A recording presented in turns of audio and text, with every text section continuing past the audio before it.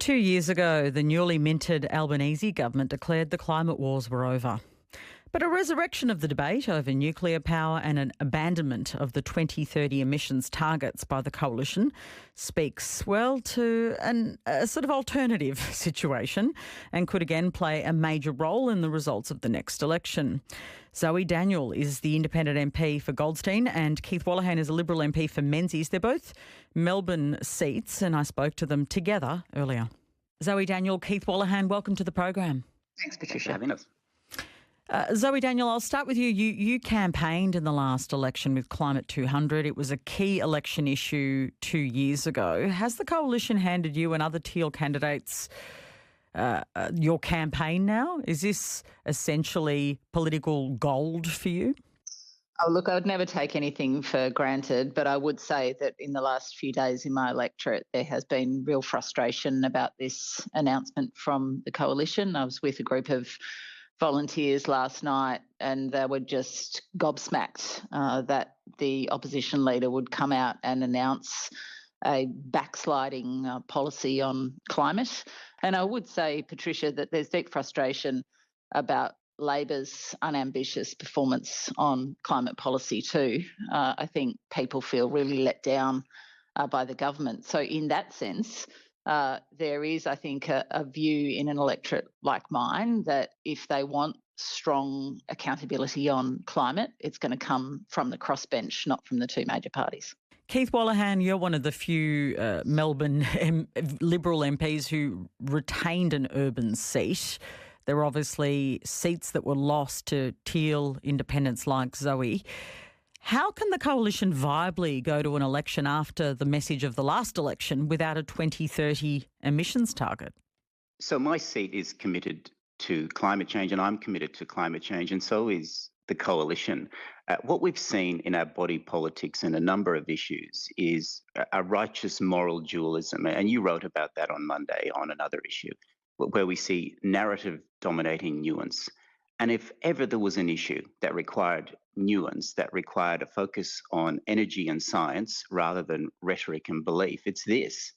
And so what we saw in the last few days was a false headline appear in a paper, and Labor and Zoe and the other Teals gleefully blasted it all over their social media. There was no fact-checking, there was no nuance. But I need to interrupt because, to be fair, those headlines about Peter Dutton and Paris were based on things he had said to a newspaper. They were not fabricated. I'm not saying they're fabricated, but I'm saying it selectively said that we were going to pull out of Paris, which is not true.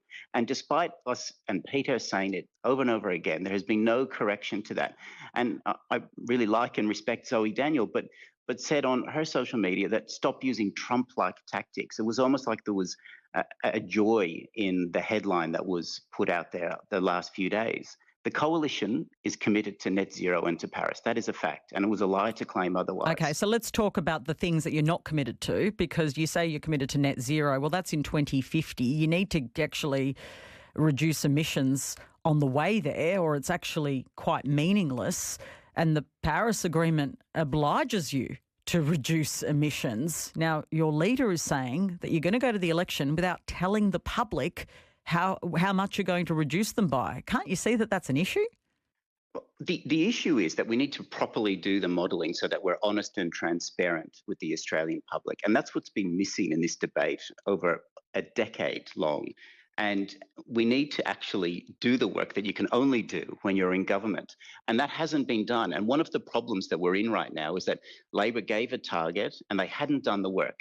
And now they're finding out that without that work, we're not going to meet it. Labor will not meet its 2030 target. Okay, that Labor, again, fact-checking you, Labor says they will, and they've introduced things since the last report saying they will meet their target. That's a 2030 target. So you're saying they won't, they say they will. They are saying they won't. They are saying on their best case modelling they will fall short. No, they're saying they will. Well, the Prime Minister has indicated that he would like to, but on their modelling they will fall short. And it's not just the coalition saying that. It's the Alinta Energy CEO, Jeff Dimery, has said that. Mark Collette is giving a speech today arguing the same and has previously said that 82% was always a very big target and won't be met on any current progress. The Climate Change Authority's report showed doubt in it. And then even in February on Senate estimates, the department said that what we are seeing currently is that the investment trends in this sector were not quite what they needed to be. This is a complex, difficult problem. And we need to be honest with the Australian people that it is very hard to get there. And just belief and a promise and a target from the government is not enough. They need to be more transparent. Okay, so Zoe, you've heard the counter-argument by Keith Wolahan, who says they're committed to Paris and it's all headlines. What's your response to that? For heaven's sake. I mean, seriously, the previous several iterations of coalitions had a decade to come up with the nuance that Keith is talking about, and now won't even put a number on a target so that people know what they're voting for at the next election. Yes, it's a difficult problem. Yes, it's a thorny problem. Yes, scientists are now saying there's a 90% chance that we're on track for 2.4 degrees of warming under the best case scenario. This is ideology, not policy. If they can't even put a target on it, I really see it as a return to the politics of fear. If you're going to have the courage of your convictions, announce what your target is and put the detail behind it. As to the Trumpism factor, Trump pulled out of Paris. I was there as a journalist covering that. I find that really concerning. And from the perspective of our kids, the future generations in this country, I find this turn of events really worrying. And also for business, this is really problematic and irresponsible. We have legislated targets. I added a note to the Climate Change Act to make it explicit that 43% was a floor, not a ceiling, so that business would have certainty. And now business are seeing all the pickup sticks thrown back up in the air again because the coalition is floating this out and they won't even have the courage to put a number on it. So the courage to put a number on it is the point that's being made, Keith. How can voters not know what you plan to do? Why should they vote for the coalition if they actually don't know what your plan is? It is not courage to put a number to an election and then have no plan on how to get there, which is effectively what Labor did. Isn't it your job to make the plan?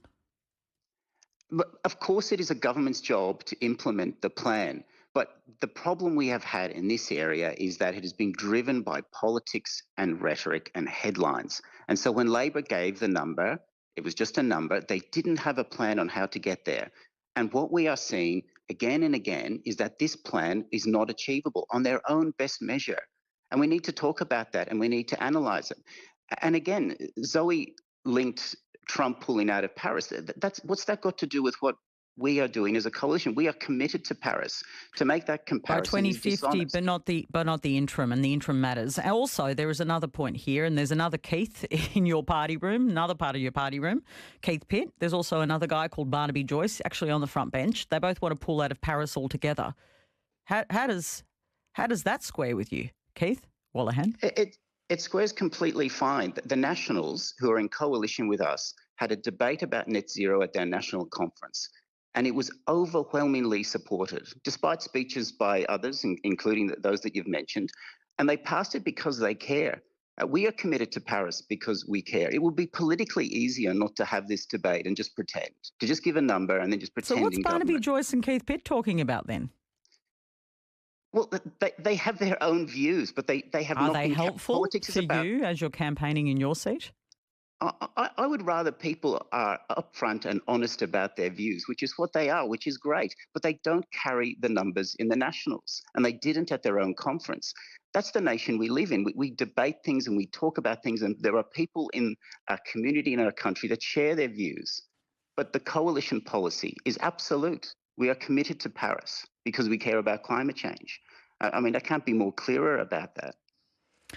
Zoe, on the 2035 targets, the government says by February they'll have an update. There's been a push for them to set a target of 75% emissions reduction.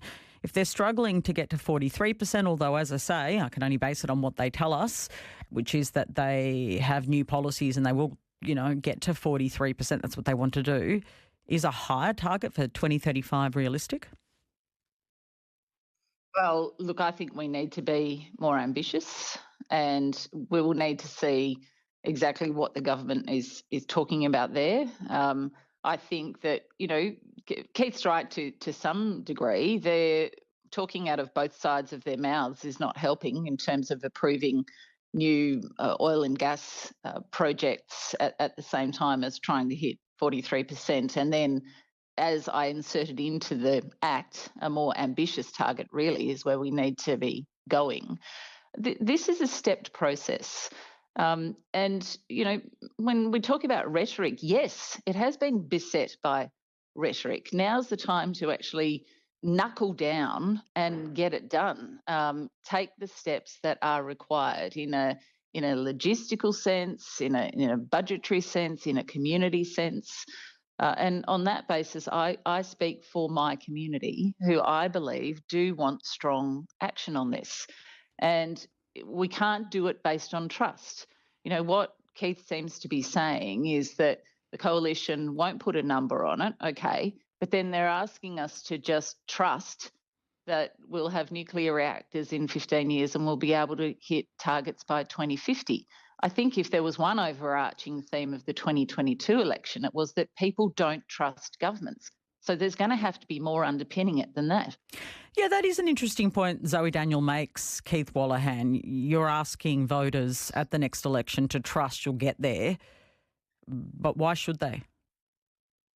I think that's the eternal question of politics and democracy. You've got to earn the trust of the public, of course. But can you understand that there's been a damage done to that, and that the last election did send a message on climate? I understand that the last election, climate was a top-tier issue, and it will be going forward in other elections. There's no doubt about that. But the coalition is entitled to look at its record and say that is an indication of how we are committed to this. We beat Kyoto 1 and Kyoto 2 targets. We left office with emissions 29% below 2005 levels. Labor will not meet its 2030 targets, along with the United States and along with the EU. This isn't just an Australian problem. This is a bigger problem, that the energy transition of decarbonising economies is incredibly complex. It's incredibly expensive at a time when more and more, hundreds of Australians every day are seeking energy bill relief. So it's one thing to give a target. You then have to say, what will this mean for the costs for Australians to get there? And we know that electricity bears the burden of the cost of the transition. So getting that right in a way that doesn't cripple families who are already on the edge is a really difficult task, and we have to be honest with them about it. And you need to be honest with me now too in this next question. Has the last couple of days done damage to you in seats like those teal seats? The advice given to me is never be a commentator on yourself, so I'll let others decide that. But I will say this. When I saw the headline, I was taken aback by it. And it's fair to say there were some text messages saying, did we miss a party room meeting? But it took me 5 minutes to fact check it and find out it wasn't true. I just wish, again, I respect and like Zoe, but I wish she fact checked it before saying there was Trump-like. So you're saying you're not that worried about interim targets then, essentially, even though that's part of the Paris Agreement? The Paris Agreement is about decarbonising the economy by 2050. And of course, there are gates on how you get there and keeping countries accountable. And we are ambitious about getting there, but we have to be transparent with the Australian public and upfront about how hard that is and the actual costs involved. Zoe, just final word to you before I say goodbye to you both. And obviously, this is playing out differently in different parts of Australia. There are concerns around cost of living, energy bills. This is, I suspect, where the coalition is also framing their position. It's different, obviously, in different places, including in your seat. Are we seeing a growing divide over the renewables rollout in our country? As far as I'm concerned, Patricia, this was always going to be a battleground leading up to the next election. I had conversations with my team last year suggesting that there would be a return to the climate wars because it's a very easy fallback position. I would, in regard to cost of living and the cost of energy, it is absolutely an issue not only across the country but also in my electorate. If only successions of previous governments had moved more efficiently and taken a more systematic approach to the renewable energy revolution, we would have cleaner, greener energy right now, and that's what we're working towards. Thank you to both of you. A discussion I suspect we're going to keep having. Appreciate your time this morning. Thanks, Zoe. Thanks, PK. Independent MP Zoe Daniel.